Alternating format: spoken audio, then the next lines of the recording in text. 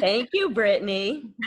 Anyone who has been at a SobelCo Executive Women Leadership Breakfast knows what that chime means. It means we're just about getting ready to start. Grab your coffee and sit down.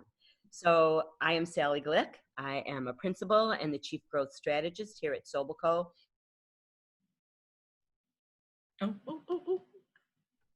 Good morning, everybody. I'm not sure how much you heard because I was on mute. I apologize. Already we have a Zoom issue. I am Sally Glick. It is a pleasure. Brittany rang the chimes for us. That's how we get started with every one of these programs. Usually when you hear that, it's like Pavlov's dogs. You run for your last coffee and grab your seat. So we're thrilled to have you. There are some advantages to doing this remotely. First of all, I think most of you had a really short commute. Second of all, you don't have to worry about 280 at all. Second of all, we are able to attract a global audience ranging everywhere from Bergen County to Bangkok. So hello to Bangkok. But at the end of the day, I think most of us would much prefer not to be doing this remotely. We'd like to be elbowing our way to the coffee urn at Eisenhower Corporate Campus and be in touch with each other. But we know that at this time, we can't do that. So we had 3 lieutenants who said we can make this happen.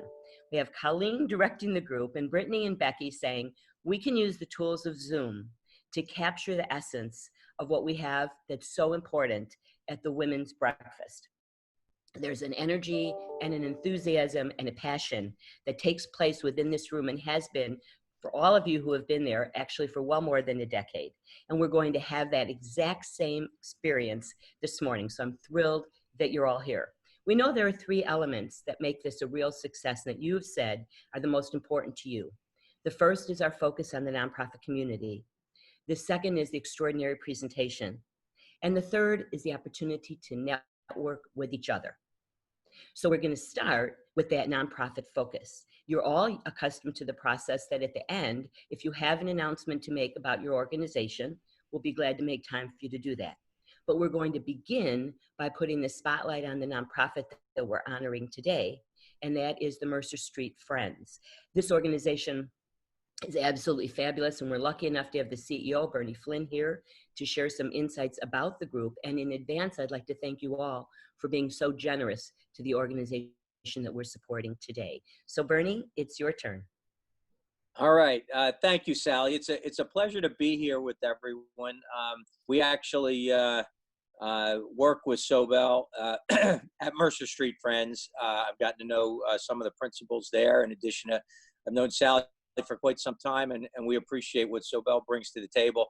I'm a new CEO. I'm a volunteer CEO at Mercer Street. Started in February, and we are a social services organization.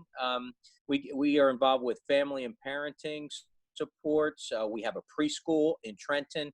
That's where we're primarily located. We provide counseling and academic supports to 2 Trenton district schools. One of them, a middle school. We also have a free store for students and families, and a laundromat for students. So really in the spirit of a community school operation, and we're looking to expand our community school initiative in Trenton. That's one of the reasons I was attracted to Mercer Street. Finally, we are the food bank for Mercer County. And that means we've been pretty much ground zero, the epicenter of activity in Mercer County, given this pandemic. We serve over 100 food pantries or local distribution sites with food so that they can distribute food directly. And then we distribute food directly at Mercer Street, primarily through school and student feeding programs. When schools closed in mid-March, we immediately pivoted and determined that we needed to provide more than food for the student. We needed to provide food for the whole family, particularly on weekends when food was less available. So we've been giving out what we call community meal bags over and above what the budget provided for in the beginning of the year. And there are about 20-pound meal bags, shelf-stable food that we hand out on Fridays and have done so since mid-March. To date, we have given out probably as many as 30,000 community meal bags as of last Friday, which is responsible for providing close to 500,000 meals for people in need in Trenton and in the surrounding area. So, that's our work in a nutshell. As a food bank, we are essential. So people have been going in, have to go into the office and the warehouse. We have volunteers, core volunteers coming in, and we need support. We've had tremendous support from the philanthropic community. All of you represent organizations that are community minded. I'm sure we could use help. So I appreciate Sally making sure the donation information is right there. But we appreciate everything that the business community, the women's leadership in New Jersey. I'm a strong advocate, as Sally knows, for women's leadership in New Jersey, and proud that when I left my old company, NJM Insurance Group, our top leaders in the organization were female. They continue to serve and do well there. And again, I just appreciate the opportunity to come on. If there's time for questions, I'd be happy to answer a question or two. I know you have to get into your program, but Sally, thank you very much for hosting. It's a pleasure working with you again, and I'm happy to be associated with the Women's Leadership Breakfast. Thank you. And Bernie, thank you. We are thrilled to have you. I want to make sure that while I appreciate all the kind comments, of course, this is a very collective, collaborative effort. And I get to show up and everyone hopes I don't touch the wrong button. But actually, there's a tremendous amount of work being done behind the scenes. And without Brittany and Becky and Colleen's leadership and all the other people that not only supported the technology piece of this, but the entire program itself, we would not be here today. And we're thrilled to have you as a client and thrilled to honor you. And we know that, especially now with COVID, that there couldn't be a more important donation to make. And so it always mattered. Food and hunger have always been obviously a huge problem, but at the same time, COVID has just exacerbated everything. So we're thrilled at the work you're doing. So we said there were three elements. One was the focus on the nonprofit community. The other is the program itself. And the third being the networking. In terms of the programs itself, they don't just happen. We work really hard at this. And in the fall and winter of 2019, Colleen and I sat down and poured over a list of potential programs to have for 2020. And one thing we kept saying to each other was, we want this to be an innovative year. We want to do things differently. We want to make sure we shake it up. So I'm here to tell you, be careful what you wish for, because we absolutely never thought for a moment we were going to be having a pandemic that was going to shake us all up. But nonetheless, we started the year with a town hall we had never done before. Michelle Sakirka, the CEO of NJBIA, led that discussion, and we continued on. When we had heard Kate and Vinny do some interviews, podcasts with two of our colleagues, Brad Munez and Becky Fitzhugh, we said to ourselves, we need to do a podcast. This is going to be great. Colleen, of course, her hair was on fire the minute I said it. So we decided to do the July program as a podcast. And it had many moving parts. And we were very nervous. And then came COVID. And we just threw in a little tiny wrench. Do all that crazy stuff remotely. So here we are with Kate Conroy. We have Vinny Cidavello. And we have Jackie Breslauer, and we asked her to be our keynote, said yes without having a clue what she was actually getting into. So you are in for a fun, fast-paced podcast. It is being recorded. It will be on the NJBIA site and ours as well. But at the conclusion of the podcast, I caution you, do not try to touch the red leave button. We've totally disabled it. You are stuck here because we have some great networking afterward. So stick around. It's going to be a wonderful morning. Thank you again, Bernie, for introducing us to Mercer Street Friends. Kate, Vinny, Jackie, it is all yours. Thank you so much. Thank And you she's so not kidding. much. We planned this months ago. It saved me a few $100 because I was going to buy a t-shirt cannon for our entrance. And now I don't have to. So there's that. It's true. And also, just so you know, we usually tell all of our guests on the show, don't worry, it's taped. You can make mistakes. We can go back. I can't tell you how many times Vinny has said, cut, start again.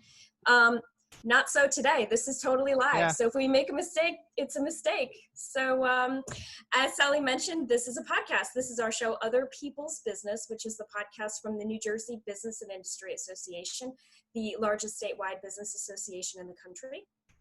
We release a new episode every other Wednesday, so feel free to subscribe wherever you listen to podcasts.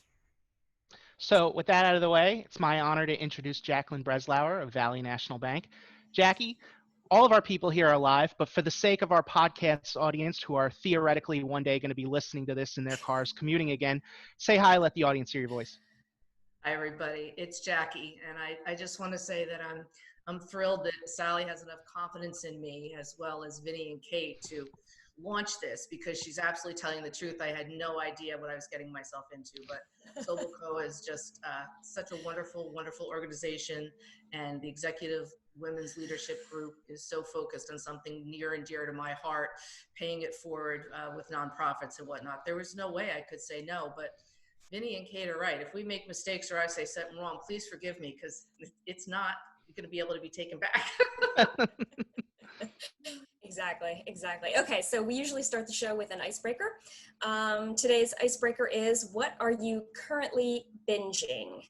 And I think I'm going to start with Vinny so that he can then monitor the chat. So in the audience, feel free to add to the chat what you are currently binging, and we'll shout it out. Okay, so Vinny, you go first. So my daughter has had something of a dictatorship over the TV. We've been binging Doc McStuffins and Mickey Mouse Clubhouse and Sophia the First, and that is it. So, yeah. Wow. Okay, I'm sorry to hear that. Yeah. Jackie, can you do better than that? Well, maybe a little. I am obsessed with Madam Secretary. As I work out every morning, that's what I watch. She's one of my heroes. So my kids tried to get to have me watch that.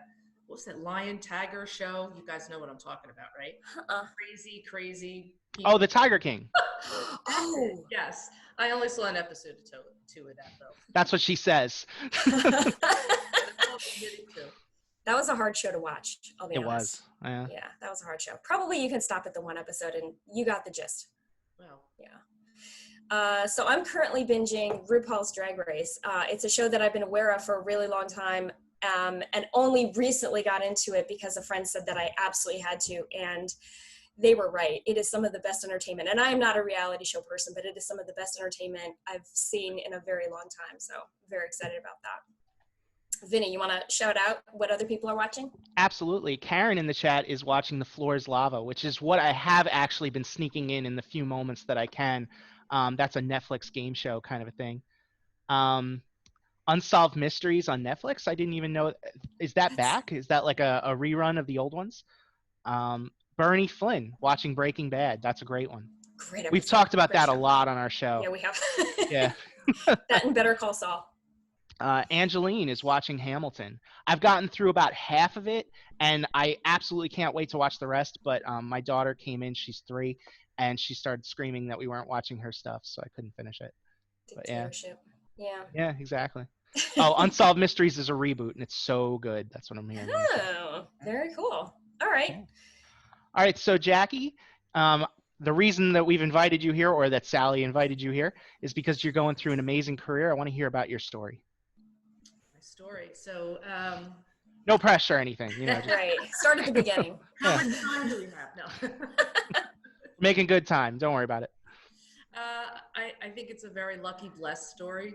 I would say that, interestingly enough, my undergrad is environmental science, and I'm still not very good with plants. How I ended up in banking was really, working my way through, college part-time, and spiraled into being asked to consider joining them when I graduated. Again, having an environmental science degree, I really thought I was going to be a forest ranger when I grew up. I had all intentions of moving to Colorado, but it never happened. So fast forward into banking and into internal auditing of all things. But even back then, I really saw it as a way to be a catalyst of change. It was fast paced. It's never the same thing every day. And I'm not really one to sit behind a desk and not move. So the profession itself attracted me early on. And then as the profession changed and progressed, I realized how much it was about relationships and interacting with people, which really kind of solidified I'd made the right decision. So I went back, got my MBA at night in the business administration area because I knew I would be in that space.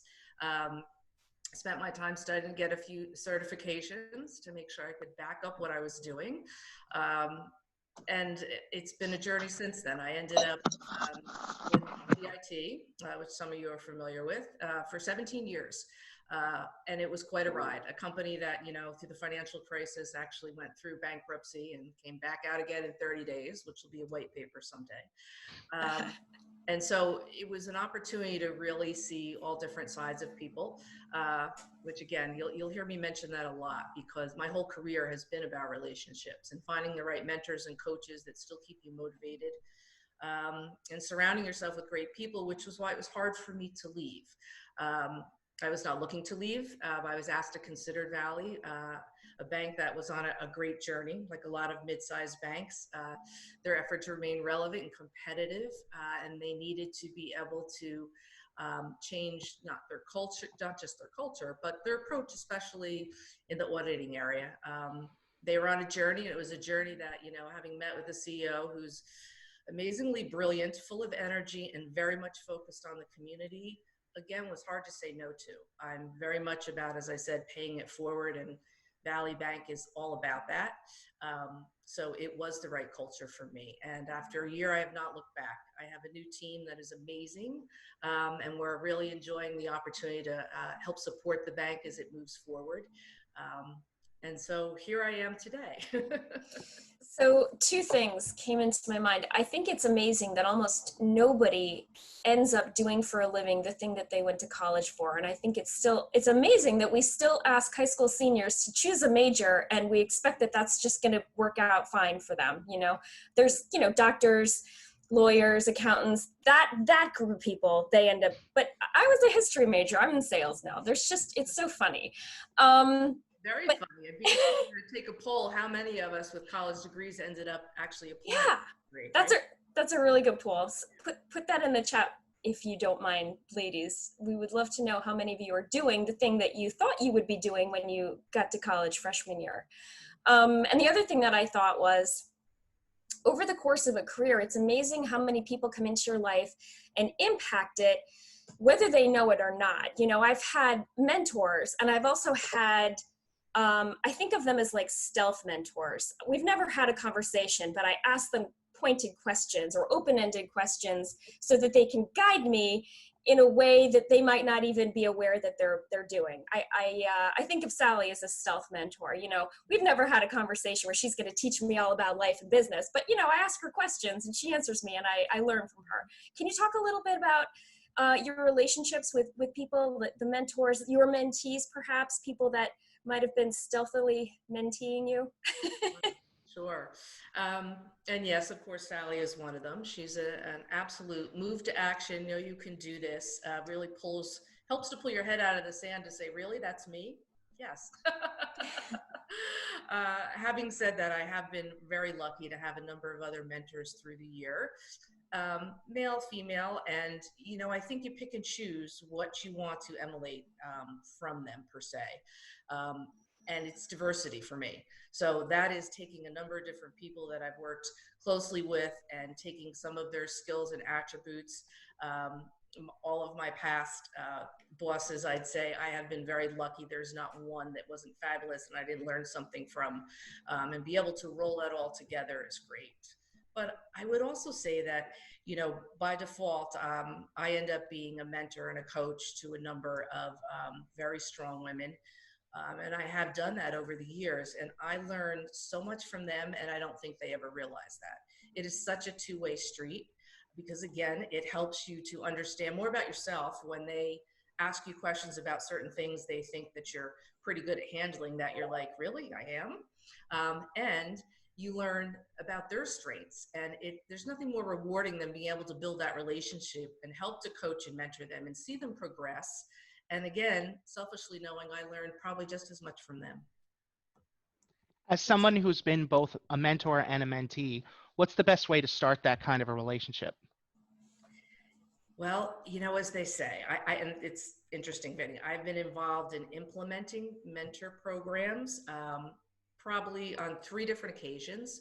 And it is so hard to assign mentors and mentees to one another because it's about the relationship. You can try to, analyze different characteristics, if you will, of personalities, their likes and dislikes, and then try to put people together, but it just doesn't work. So I would say my recommendation is that you really have to find someone who you would like to be your mentor, and you have to find a way to have a cup of coffee or lunch or something like that to ensure that there's some kind of connection there, because it can't be fake or it's just not going to work, because I've been involved in those too. So it's not easy to do. Yeah. And by all means, if you have questions for Jackie, put them in the chat. I'm going to be monitoring that. Mm-hmm.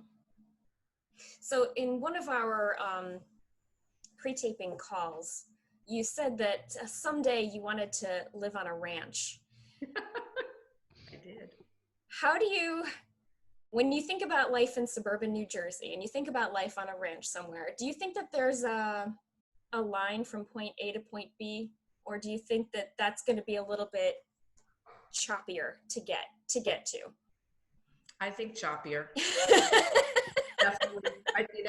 When I was younger, I was the girl who went camping and in the back country, went out to, Wyoming and the Grand Tetons. And it was such a part of my life, back to why I thought I was going to be a forest ranger, right? Really an appreciation here in the United States for the beauty that exists and how natural and simple life could be. Having said that, I have zero patience and run 100 miles an hour, as most people that work with me know. And could I really flip the switch to take a deep breath and enjoy that? I hope to someday. I really do. And I'm starting to try to get back to my roots a little bit in that regard. There's a lot around here that's good, but, we're in an environment where, I worry how my kids will survive. Because of the taxes and how much it costs to live in New Jersey. And so I'm a big proponent of the small businesses that are trying to survive and the people that are trying to make their way. I hope they can, but I am looking someday to maybe going out west where it's a little more simpler, believe it or not. So out west, we have a question from Becky Fitzhugh. Where is the ranch? Is there a state that you love? Is Montana, Wyoming, Colorado, or is it just sort of vaguely out How there? specific is the dream? It's a mountain range called the Grand Tetons. See, I knew it. So yes, Wyoming is the answer. Fantastic. That sounds like it would be so fun. My allergies just wouldn't let me do it. So, yeah. I think that there would be less pollen in the desert, right? You think so? Oh, in the desert? Is the Wyoming kind of desert? She said forest ranger. I wasn't thinking the Sahara or anything. I don't know the West. I don't know. Yeah. You're from the West. No, I'm from the Midwest. We have trees okay. I'm there. sorry. I'm sorry. Okay, I had a question. Oh no, here it is. You've achieved a huge amount, and you're still a young person. What is left? What is the next thing on your list professionally that you want to? Sorry. So at this point in my career, and I think this actually probably started about a year ago, I started to think about, again, what kind of a difference can I make? I mean, I work in a great bank that's trying to make a difference for the community. Don't get me wrong. I work with a wonderful nonprofit, Family Connections. But I have to say that moving more towards dedicating my time to volunteering and helping boards like Family Connections is really where I've been focused now. And I want to thank Sally for pointing me in that direction. She's someone who I'm sure this has happened to some of you on the call. I reached out and said, it's time for me to give back. This is great. I've reached where I'm at in my career, but who cares? What is life really about now? I need to feel like I'm doing something deeper and something more meaningful. Again, love my job and love coaching my team and rooting for Valley, and will continue to do so. But what can I do on the side? And she was nice enough to connect me with a nonprofit that was important to me, right? It has to be something that you really want to support. You all know that, right? For me, it was, an organization that helped families in trauma in general, especially children. And so that's really what's next for me, to continue helping in that arena, and maybe finding other things that I can help make a difference for people. Question from the audience from Karen, who wants to know if you have any advice for internal promotions and working with colleagues when you assume a leadership role. So it's very important when you assume that leadership role to get to know your team. I'm a big proponent of surrounding myself with people who are smarter than me, and treating them well and knowing that they're appreciated. So it's very important you know who you can depend on, who you can trust, and you might have to make some hard decisions as a result of that. In our business world, it's called the skills assessment. See who's surrounding you and supporting you. And if you have gaps based on, whatever your job is and what you have to support and contribute, then you might have to make some changes. Does that mean you have to, terminate people? No, maybe there's another place in the organization you can counsel and mentor them out to, but you really have to make sure that you have a strong team around that you can support, and is really understanding your vision. And you have to motivate them and tell them how much they're appreciated every single day. Very important. Hope that answered your question, Karen. Great answer. Vinny, are there any other questions from the audience? Otherwise, I think we're going to move on. Let's move on. Okay, so now is the point in the show when we would normally take a break, but this is live, so we're just going to roll with it. Yeah. We're going to play a game. This is where we ask the speaker if we've kind of hit everything they want to. So, Jackie, have we hit everything you wanted to? I think so. Awesome. Okay, great. So now we're going to play a game called Awful or Awesome. I'm going to name 3 things, and we each have to decide quickly if they are awful or awesome, and be prepared to defend your answers. And Vinny will be monitoring the chat, so please feel free to play along. First up is Hormel chili. Vinny. I had never even heard of Hormel chili until our production meeting. I have no idea. It's not. I've heard of chili. I've eaten chili before. Is this like a special kind of chili? Yes. Yes. I'm sorry. In a pre-COVID world, what I would have done is just pop by ShopRite on my way home from work and gotten some and tried it. But you know how it is now, so I'm just gonna have to say, like, I've never tried it. I'm sorry. Wow. Yeah. Just color me disappointed, okay? Jackie. Awful. It's right up there with Spam. Most of you on this call are too young to probably even know what that is, but I'm getting that impression from the chat, by the way. So. I'm trying not to eat anything I can't see through.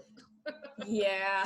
Okay, so I would say awful as well, except when I was little, we had a big family, and when we made tacos, the way that we would make the taco meat go further was to add a can of Hormel chili.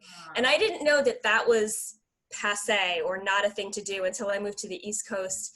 I don't think I've had Hormel chili since 30 years perhaps, maybe, but I remember being really excited for the tacos, and so it's associated in my memory that way. So I'm gonna have to be the lone person to say awesome, okay? I'm just gonna have to do it. When we say the lone person, I mean, like, the chat is literally showing me that every single person is awful. So. Hey, in your defense, it can be used in a really good taco dip, to your point. I do have a sister-in-law who uses it for that, so. Taco dip. Anything involving chips, just sign me up. I'm a big fan. Okay, next up is suburban livestock. Yeah, so I live in Hunterdon County, which is kind of this halfway in between suburbia and agriculture. And so you find that you're living in an area that you think ought to just be suburbia, but people have livestock. The people down the street from me have ducks, but I'm going to go awful because my in-laws, their next door neighbor has a rooster. And that's just the worst thing you can possibly do to your neighbors. 5 o'clock in the morning, 4 o'clock in the morning, this thing starts crowing. We have alarm clocks for a reason, and I don't need to be micromanaged by my next door neighbors in terms of when I wake up. So awful. Yeah, Jackie? I'm with you, Vinny, on the whole rooster thing. I'm starting to reconsider my answer. I was going to say okay. That's kind of in between awful and awesome. I have a good friend who actually got herself some chickens and has the chickens lay eggs. And that's a cool thing as a hobby, especially during the pandemic, which I thought was interesting. And I do threaten my husband, I am going to get some kind of a little goat for the backyard. But yeah, I guess I'm right in the middle there. It depends what the animal is. Where do you live that you could own a goat? Would the township like be okay with that? Well, I'm not sure it'd be legal. I live in Boonton Township, but I will tell you there's a llama farm that's not too far away, and to see them walking around, probably I don't know 5 miles from me, is amazing to me. So yeah, I live, there's a lot of woods in my backyard, so I have a wild turkey, I have bears, I have deer, I have a lot of wildlife that makes me think that I'm, You'd be on fine. a ranch someplace. Okay, that's fair. I think I have to say awful as well. My parents live on 10 acres and they had chickens for a very long time, and so I know what it means to wake up to a rooster, but the neighbors couldn't hear it. And so if I lived, here in my little house in Edison, New Jersey, and a neighbor's rooster woke me up, I would be upset. I would be annoyed by that, I think. Yeah. Yeah. Our audience seems to be kind of in the awesome category, especially when it comes to chickens. Comments here saying, I love getting eggs from my next door neighbors. Yeah. Some people that have things more than chickens, everybody likes to view them, the llamas and the goats and the sheep, Somebody has a llama in the suburbs? Yeah, can you? I'm like, Farm. It's a farm, so they have a license for it. oh, okay, that's fair. I guess if you have enough acreage, you can. What does a llama do for a farm? They protect the sheep, I think. Oh. Like on a working farm, you know how like you've got a herd of sheep and then you've got predators that might try to attack and eat the sheep. A llama will protect the sheep from the predators, I think. Wow. Okay. According to my extensive viewing of McLeod's Daughters about 10 years ago. Donna's neighbor has a kangaroo. Yeah, I know, Vinny. I didn't want to steal your job, but I saw that flag. I have one job here, all right? I'm going to do it. Wow, That's that's amazing. interesting. Kangaroo. I don't even know where you would get a kangaroo. Yeah, I have no idea. Okay, moving on. The last one is fashion masks.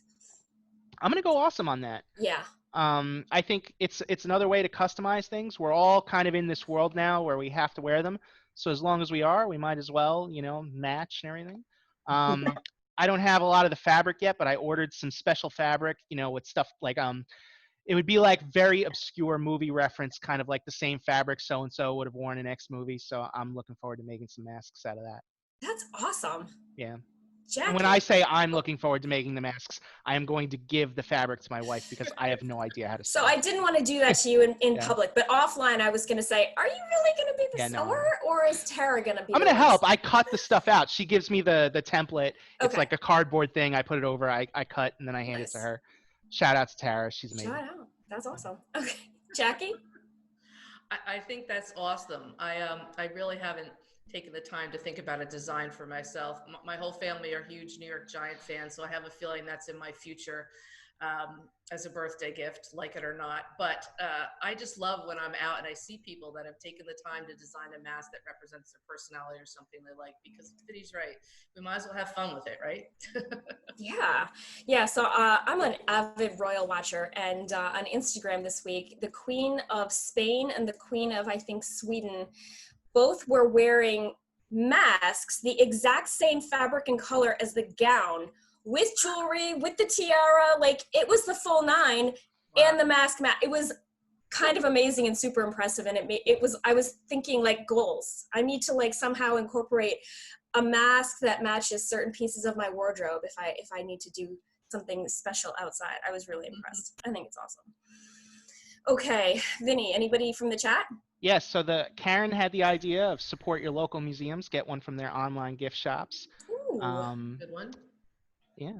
I like that. I'm looking for the name. Somebody had said that they got one from their alma mater and they were very happy with that. That's awesome. I like that. Yeah. All right, I think that was the game. Yeah. So usually at this point, we ask people for some advice they'd give to their younger self. And I wanted to change this up a little bit and ask, what's some advice you would give to January 2020 you? And by all means, ring it in the chat and I'll share out some of the best Right ones. before all hell broke loose. Yes, exactly. Do you want me to go first? Yes. Absolutely. Okay. Well, I was toying with going to Paris for the weekend with my husband because I am pretty much a workaholic, as is he, quite frankly. And I thought, wow, wouldn't it be nice to just escape, for a long weekend by ourselves, etc. And I didn't pull the trigger because I was being too rational. Oh, I had this to do at work, and gee, I wonder how much money it would cost. And I don't really want to leave the dog. And then if I go, I'll feel bad that I didn't take my kids, and etc. etc. And I never pulled the trigger. And so for that reason, I would say life is too short, and things like this happen, and now you're locked down. You can't go anywhere. So that was my little. It's a good one. Yeah, I like I would have that. bought like a whole tub of hand sanitizer, Everywhere you go, like the dollar store when they had the little bowl with the little ones out for $1, I would have just bought them all. That's funny. That's a good one. I probably would have stocked up more on cleaning supplies because I live alone, and the place isn't filthy, but it's not perfect all the time. And so when I did need to go and buy I just needed like Windex for something. I realized somehow that I didn't own any Windex and I couldn't find it. And I was kind of appalled and really beating myself a little bit up about not having basic cleaning products and then not being able to get them. And I was just like, good Lord, what have we become? Stock up on cleaning products is my advice. Yeah, the big one from the chat is traveling. Everybody would have wanted to take like one last trip. Take a cooking class was Karen's one. Buy a pool. Allison, a she shed, would have been great to have that. So, I like that. That's a good one. Yeah. Okay. Anything? Go ahead. Oh, no, go ahead. Jackie, anything that you'd like to promote, keeping in mind this episode will air probably a week from now? Promote. Anything? Any event coming up? Anything? I was trying to figure out, do you want a business or personal or? Anything you want. Something coming up you'd like the audience to know about.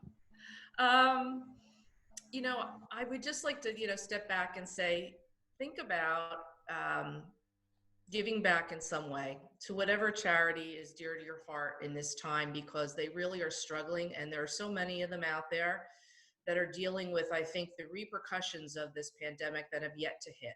And when I say that, it is, the people struggling to find work, to keep food on the table.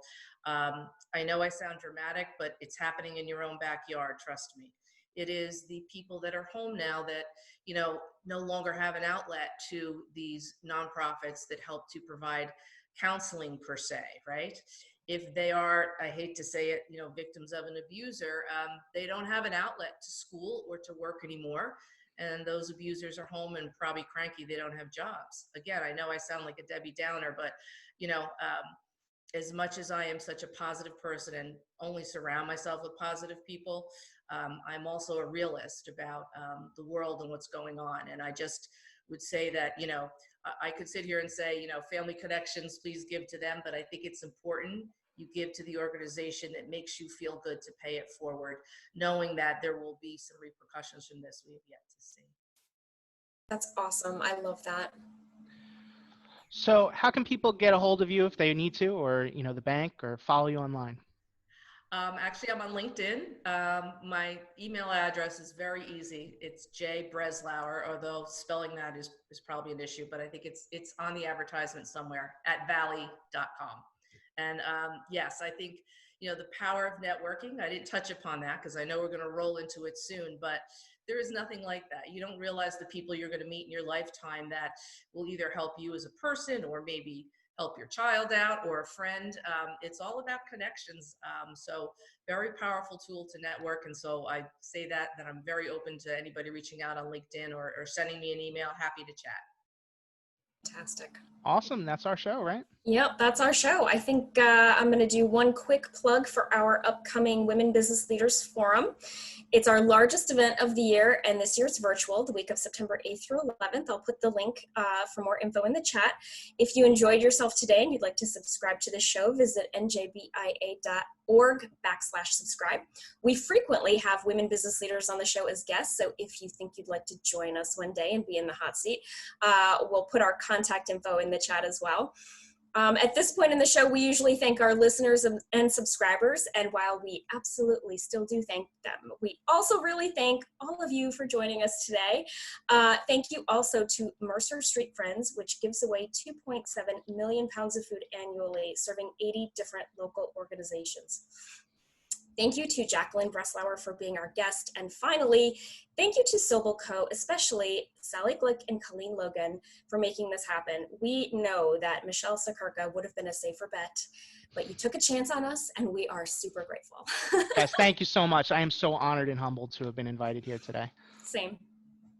We told Vinny he was lucky there was a pandemic because he didn't have to fight through a crowd of 200 women to be the only guy on the program. So Absolutely. Well, we have Bernie too. Yes, we did. We did have Bernie. Exactly. Thank you. At the time, I think I might not have been sure who was coming from Mercer Street, but yes. So we all know how awesome and overwhelming that group can be, and we thank everyone.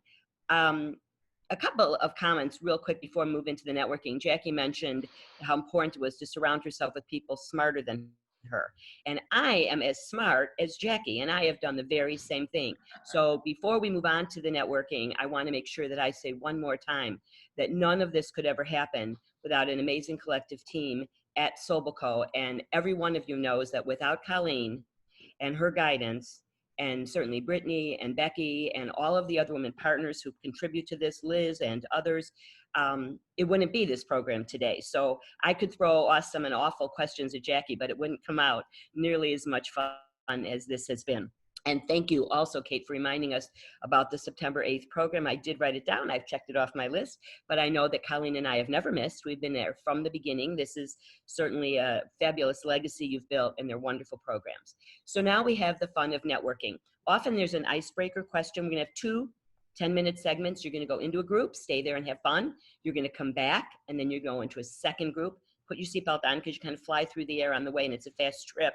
But I do want you to think about culture, because Jackie mentioned a couple times the importance of culture. Think about what is one of the key elements of a great culture that you think should be a part of somewhere where you would enjoy working or where you would thrive. I know at our firm, we have the tone from the top, and the concept of inclusion and diversity and empathy permeates our core values. And that's why this program exists in the first place, because we are given the support and the resources to make events like this happen. So think about the cultures that you're in or the cultures you wish you were in, and then some of the key characteristics of those. And I believe Colleen will randomly assign you to a really fun place. So just sit tight. How to do it.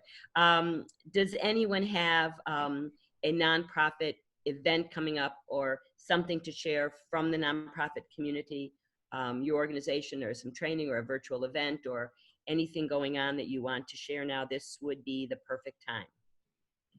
I think Brittany's watching the chat box in case you have something to say. Hi. Nothing in the chat, but I did see, Jessica, you had your hand up.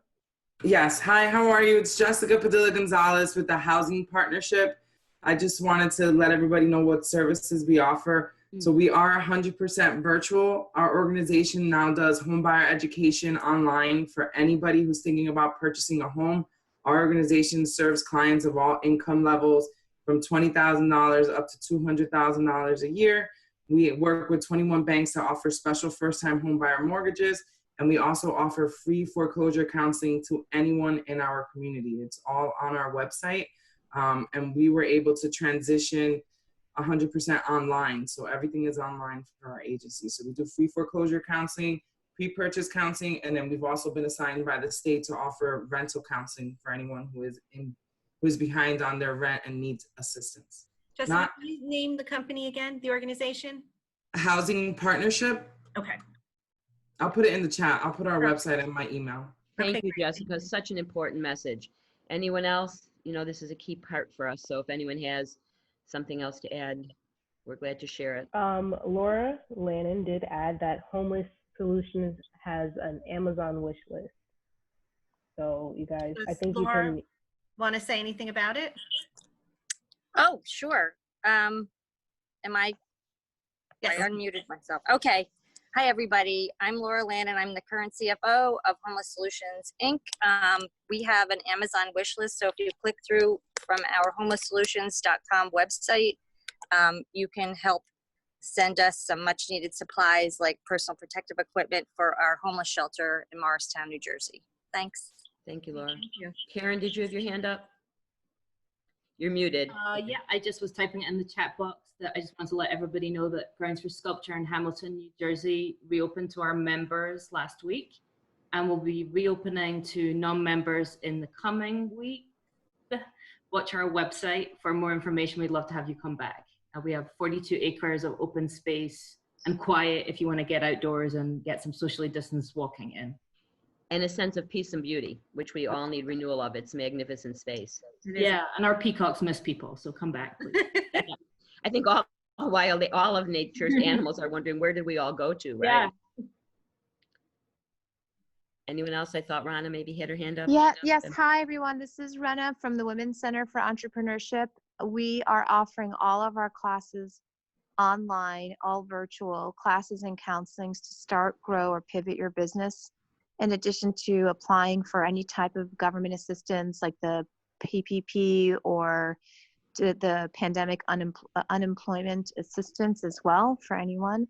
So you can sign up. We as well are offering a huge new menu of different classes to help you pivot your business or grow your business. And because we recently received a giant SBA grant specifically for COVID, all of that has become free of charge. Normally we charge a symbolic fee for those services, but now it's all free. I'm going to put our website in the chat. Thank you, Rana. Thank you. Thank you, guys. We do have. Go ahead. Okay. Quick, we have Karen Hollywood who did mention that Grounds for Sculpture is reopening to the general public soon. So if you guys want any additional updates, she did mention the website where you can sign up for their newsletter. Hi, this is Paulina Alvarado Goldman, and I just wanted to, I'm with Capacity Building and Policy Experts, and we have a bi-weekly free publication for nonprofit organizations that helps to build both capacity and offers free resources and tools for nonprofits to address some of the unconventional challenges that nonprofit organizations face. So I'll put the information in there for all of you, and it's a free open source resource that's available to all nonprofits. Great, thank you. Anyone else? I want to make sure, since we've all had such a good time this morning, that you have September 16th on your calendar. Amy Valentine, who's the CFO of Sephora Luxury Linens, will be speaking. And I'm excited that since I talk so much, it'll be someone else's turn. Clearly, through all of this, my goal and the goal of the firm and Colleen and I together is to make sure that all the other wonderful women leaders at SobelCo have an opportunity to be the MC and introduce themselves and interact with you in a meaningful way. In person, it's a little easier. But if you don't see me, it doesn't mean I'm not here. I'm one of those little squares in the background, but we do have some amazing leaders who will be front and center stage going forward. And I'm thrilled to be able to say that we have women that we can put forth who represent the organizations so fabulously. We need to thank Kate and Vinny again and Jackie. We clearly could not do this without Colleen, without Brittany. And Brittany, I don't know what she had to do because she didn't have to make fancy name badges. So why she was so busy beats me, because there's no table with 200 name badges on it. And yet here she was supposedly full up to here with stuff to do. I don't get that, but thank you. And of course, that's not true at all, and Becky as well. And all the other women from Sobel and the men who support this program. They often wonder what's going on across the street at Eisenhower Corporate Campus. What's going on over there? But they let us, in fact, they encourage us and support us in doing these kinds of wonderful programs. And rarely are we ever asked, what's the outcome? Because the outcome is this, the opportunity to be with you and for you to be with each other. So save September 16th if you can join BIA on September 8th through the 11th. Don't go November, it won't be there. November 8th through the 11th, they have a wonderful program. And keep an eye on our calendar. We keep that pretty current, and there's lots of great events taking place that we're hosting, as well as virtual events that we're participating in. And so we'd love to have you at everything. And if there's nothing else, and Colleen says I'm okay, I get the timeout, where the leave button has been reactivated. The only thing I have to say is please send me your feedback. Let me know if the networking was long enough. Do we need to make it longer? Should we add 3 sessions? So we can improve it for the next one. Because I have a feeling we're going to be virtual for a few more months. And in April, in March, when we canceled, which was an important event because it was the Women's History Month, as well as the anniversary of the right to vote, and as well of Women's Political Caucus, League of Women Voters anniversary, we canceled that. And I said to Colleen, said, what about May? And I'm like, May? We're only in March. Why would we worry about May? And now we're looking to the end of the year and who knows what. So clearly I had no vision for this at all. But we can do this, and we'll keep together, and we'll keep connected, and it's great. Thank you for supporting us. Have a wonderful day. Thank you so much for attending. Be Bye-bye. safe. Everyone. Bye, Thanks, everyone. everyone. Great day. Thank you. Bye, everyone. Have a great day. Great day.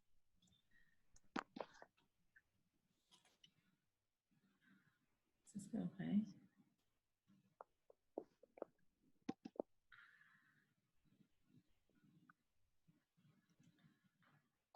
Thank you very much. Have You're a great day. welcome. You too. Bye-bye.